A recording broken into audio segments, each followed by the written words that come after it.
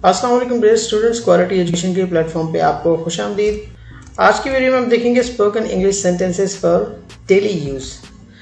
तकरीबन 60 plus spoken English sentences हैं जो मैं आज डिस्कस करूंगा आपके साथ, और मैं आपको ये भी बताऊंगा कि आप उन्हें कैसे इंग्लिश कन्वर्सेशन के अंदर इस्तेमाल कर सकते हैं। वैरायटी ऑफ वोकैबुलरी मैंने इन सेंटेंसेस के अंदर इस्तेमाल की है, तो आपको परेशान होने की ज़रूरत नहीं है। और इंग्लिश प्रोनाउंसिएशन ज़रूरी है आपके लिए। जिस तरह से इंग्लिश के अल्फाज को प्रोनाउंस किया जाए, आप उसी तरह इनको प्रोनाउंस करने की कोशिश करें। तो इंग्लिश प्रोनाउंसिएशन और वोकैबुलरी के साथ साथ आप अपनी इंग्लिश कन्वर्सेशन को बेहतर बना सकते हैं। बात हो रही है स्पोकन इंग्लिश की, तो ये स्पोकन इंग्लिश सेंटेंसेस एक ख़ास सिनेरियो पे बने हुए हैं। ये एक ख़ास सिचुएशन है जिस पे मैंने ये सेंटेंसेस बनाए। आप इस सिचुएशन को अपनी रोज़मर्रा ज़िंदगी में इस्तेमाल कर सकते हैं। एक एक सेंटेंस इस सिचुएशन के अंदर अपने मीनिंग रखता है, इसलिए आप कोशिश करें कि वीडियो को पूरा देखें ताकि मैक्सिमम सेंटेंसेस को आप सिर्फ देखकर ही याद रख सकें। स्टार्ट करते हैं। हमारा सबसे पहला सेंटेंस है someone is knocking at the door. कोई दरवाज़ा खटखटा रहा है। यकीनन इस सेंटेंस को आप इस्तेमाल करते होंगे, ये सिचुएशन आपके सामने आती होगी। अगर कोई दरवाज़ा खटखटा रहा है तो आप किसी को एड्रेस कर सकते हैं अपने सामने, अपने छोटे भाई को या फ्रेंड को। Someone is knocking at the door, कोई दरवाज़ा खटखटा रहा है। गो एंड सी, जाओ और देखो। देखिए, ये बड़ा फ्लुएंटली आप बोल सकते हैं, यानी आप यहाँ पे दो वर्ब इस्तेमाल कर रहे हैं और क्विकली उसे कह रहे हैं कि गो, जाओ और देखो। यानी दरवाजे पे कौन है? Go and C. कमिंग, आ रहा हूँ। कमिंग छोटा सा एक्सप्रेशन है। इट मीन्स कि अगर कोई दरवाजा नॉक कर रहा है और बार बार नॉक कर रहा है तो आप उससे बताते हैं कि मैं आ रहा हूँ, नॉक करने की जरूरत नहीं है। कमिंग या I am coming. Wait for a while, कुछ देर इंतजार करें। Wait for a while. Who is there? वहाँ कौन है? आप दरवाजे पहुँचते हैं तो आप खोलने से पहले पूछते हैं Who is there? Who is knocking? कौन दस्तक दे रहा है? आप ये भी पूछ सकते हैं Who is knocking? I'm Jim. मैं जिम हूँ। Your friend, तुम्हारा दोस्त। मैं जिम हूँ, तुम्हारा दोस्त। I'm Jim, your friend. या सिंपली वो कह सकता है I'm your friend, मैं तुम्हारा दोस्त हूँ। लेकिन अगर आवाज़ जानी पहचानी नहीं होगी तो again he has to ask कौन सा दोस्त? Which friend? Oh, nice to hear your voice. आपकी आवाज़ सुनकर अच्छा लगा। Nice to hear your voice. आप इसे ऐसे भी कह सकते हैं oh, nice to hear that, यानी ये सुनकर खुशी हुई या अच्छा लगा कि आप दरवाजे पर हैं। How did you get to this way? आप इस रास्ते पर कैसे आए? यानी आप दूसरे अल्फाज में ऐसे कह सकते हैं आप ये रास्ता कैसे भूल गए? How did you get to this way? Long time no see, काफ़ी वक्त से आपको देखा नहीं। Long time no see. You didn't contact me either, तुमने भी मुझसे रब्ता नहीं किया। यानी मुझे तो कह रहे हो कि लॉन्ग टाइम नो सी, लेकिन तुमने भी तो कभी कॉन्टैक्ट करने की कोशिश नहीं की। You didn't contact me either. Will you let me get in? क्या आप मुझे अंदर जाने देंगे? Will you let me get in? यानी कि आप दरवाजे पे खड़े खड़े बात कर रहे हैं कि आप मुझे अंदर भी जाने देंगे। आप इसे ऐसे भी कह सकते हैं Can I go inside? क्या मैं अंदर जा सकता हूँ? लेकिन ये ज़्यादा एक्सप्रेसिव रहेगा according to the situation. Will you let me get in? क्या तुम मुझे अंदर जाने दोगे या यहीं खड़े खड़े बातों में लगाओगे? Of course, बिल्कुल। Please come inside. बराए मेहरबानी अंदर आओ। Please come inside. Why are you standing outside? तुम बाहर क्यों खड़े हो? इसे आप वहाँ इस्तेमाल कर सकते हैं कि कोई अपनी मर्जी से बाहर खड़ा है, वो अंदर नहीं आना चाह रहा, ही इज रिलक्टेंट, तो आप उसे कह सकते हैं why are you standing outside? तुम बाहर क्यों खड़े हो? कम इनसाइड, अंदर आओ। इट्स वेरी कोल्ड हियर, वहाँ बहुत सर्दी है।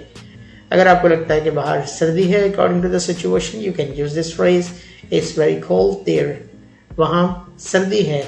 इट्स वेरी कोल्ड आउटसाइड, बाहर बहुत सर्दी है। आई एम फ्रीजिंग, मैं मुंजमद हो रहा हूँ। I M freezing. Have a seat, तशरीफ रखें। हैव अ सीट, यानी आपने अंदर बुला के अब कह रहे हैं कि तशरीफ रखें। Have a seat. The room is comfortable, कमरा आरामदेह है। The room is comfortable.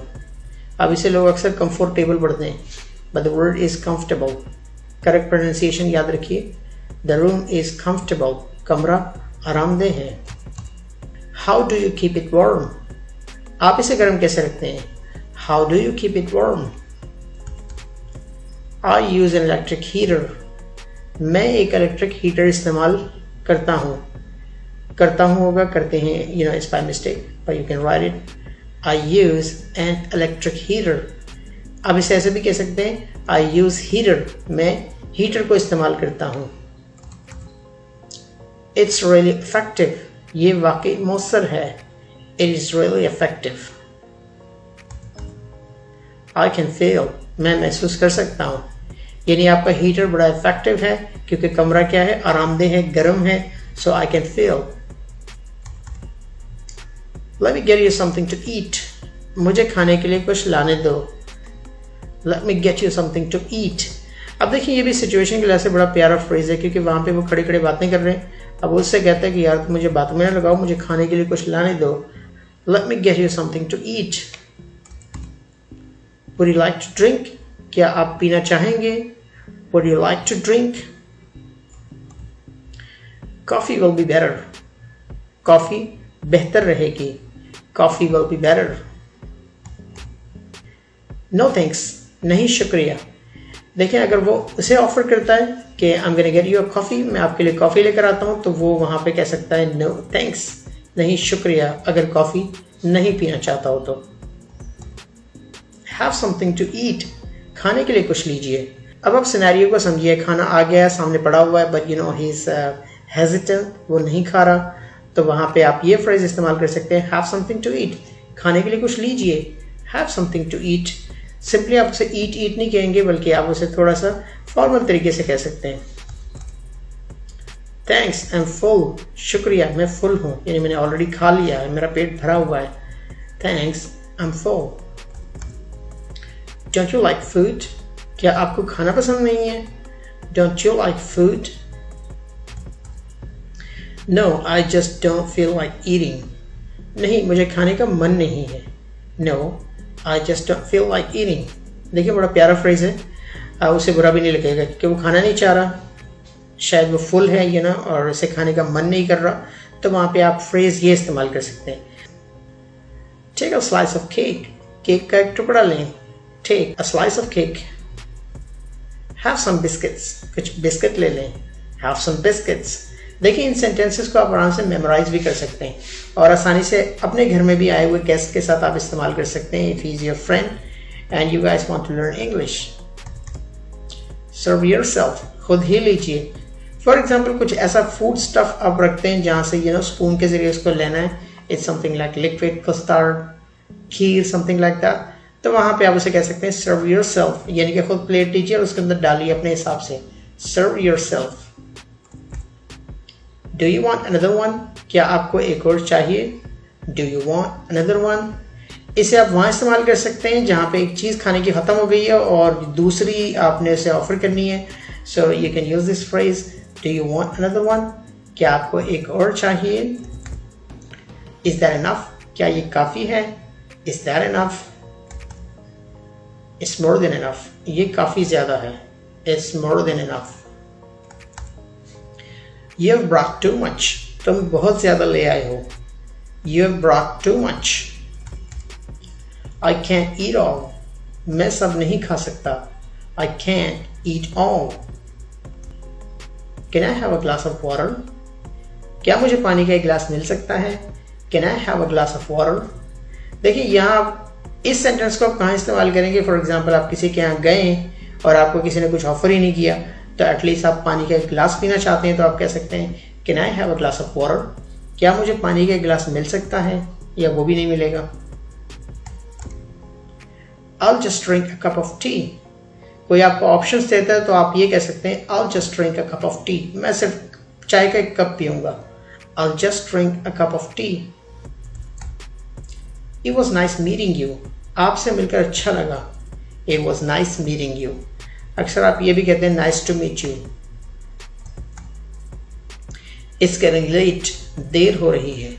It's getting late. It's getting dark. अंधेरा छा रहा है. आप अगर गांव में किसी ऐसी जगह है जहाँ पे लाइट्स का इशू है, तो आप इसे इस्तेमाल कर सकते हैं। इट्स गेटिंग डार्क, अंधेरा छा रहा है। आई शुड लीव नाउ, मुझे अब जाना चाहिए। जाने के लिए गो का वर्ड या वर्ब इस्तेमाल होता है, लेकिन आप लीव भी इस्तेमाल कर सकते हैं। अंग्रेज लोग इस्तेमाल करते हैं, यानी मुझे ये जगह छोड़ देनी चाहिए। I should leave now. Want you stay for dinner, क्या आप रात के खाने के लिए नहीं रुकेंगे? Want you stay for dinner. Mom is waiting, माँ इंतज़ार कर रही है, यानी घर पे कोई आपका इंतज़ार कर रहा है। So you can use this phrase, mom is waiting, माँ इंतज़ार कर रही है। एज यू लाइक, जैसे आप चाहें, यानी जैसे आपकी मर्जी। कम अगेन, दोबारा चक्कर लगाना। Come again. देखिए इतने छोटे फ्रेजेस हैं, आप इन्हें आराम से याद रख सकते हैं। Now it is your turn, अब आपकी बारी है। Now it is your turn, यानी मैं तो आ चुका हूँ, अब तुम्हारी बारी है आने की। You will have to visit me, आपको मेरी तरफ आना पड़ेगा। You will have to visit me, you will have to visit me. It's a deal, ये तय हो गया। इट्स अ डील, यानी मैं आपकी तरफ विजिट करूंगा। It's a deal. When should I expect, फिर मुझे कब तवक्को रखनी चाहिए? When should I expect. Very soon, बहुत जल्द। Very soon. Tell me the exact date, मुझे सही तारीख बता दें। Tell me the exact date या tell me the exact time, मुझे सही वक्त बता दें। I am busy these days, मैं इन दिनों मसरूफ हूँ। I am busy these days. Next week will be better, अगला हफ्ता बेहतर होगा। Next week will be better. I will be waiting, मैं इंतजार कर रहा हूँगा। I will be waiting. Don't forget, भूलना नहीं। Don't forget. You have my words, तुम्हें मैंने जबान दी है। You have my words. देखिए कितने आसान फ्रेजेस हैं और exactly according to the situation है, आपको आसानी से याद रह जाएंगे। थैंक्स अगेन, एक बार फिर शुक्रिया। Thanks again. See you soon, जल्द मिलते हैं। See you soon. तो ये थे आपके सारे फ्रेजेस। इंग्लिश मुकम्मल तौर पर सीखना चाहते हैं तो विजिट कीजिए हमारे YouTube चैनल का। जाइए YouTube के सर्च बार में टाइप कीजिए चैनल फॉर क्वालिटी एजुकेशन, आप हमारे चैनल पर पहुंच जाएंगे। लाइक कीजिए वीडियो को, शेयर कीजिए दोस्तों के साथ और कमेंट ज़रूर दीजिए वीडियो के बारे में। अगर आपके जहन में कोई सवाल आता है तो आप मुझसे कमेंट सेक्शन में पूछ सकते हैं। I will see you there. Video देखने का बहुत शुक्रिया। Thanks for watching.